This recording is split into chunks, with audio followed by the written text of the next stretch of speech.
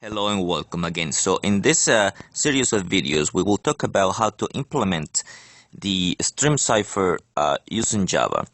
And before we do that, let's recall what the stream cipher was. So the stream cipher had a picture something like this. What you do is you put a sequence of zeros and ones, or a string of zeros and ones, into this block, and you put a key in it, also a key. So what happens there is, once I put the key, a random number generator will generate for me a sequence of zeros and ones, and is gonna sort that with the sequence that is coming into the cipher. So this will be the sequence of zeros and ones, and this will generate for me a sequence of zeros and ones, and then sort that with this common sequence here, and you put the output here. So that's basically what the stream cipher was, and if you don't recall what that is, just I invite you to go ahead and watch the videos of the stream cipher. Now, one of the reasons we spend so much time looking at random number generators is because you see the big part here, and as I mentioned this several times, the big part of this is the random number generator, because these operations are simple. Source, simple operation here, of course, printing out what the result is also a simple operation. So the only thing we have to worry about is this part over here. So how to go about this?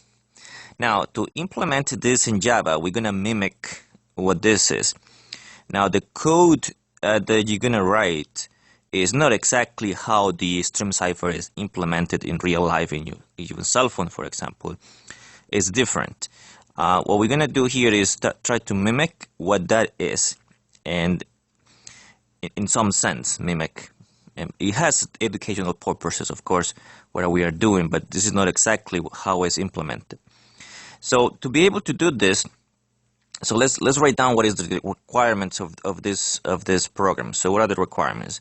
The requirements are this. The input is going to have two parts. The input is going to be like this. The user should enter a sequence of zeros and ones, and that's going to be to mimic this part over here, where you remember, for example, your voice is translated into a sequence of zeros and ones, so the stream cipher can encrypt it. We're going to ask the user to do that, just to type the sequence of zeros and ones. So that's the one thing that the user should input. The user enters a sequence of zeros and one. And the user should also enter a password in the form of a string. And the reason we're asking this is because if you go back to the picture, let me go back to the picture here. That's the key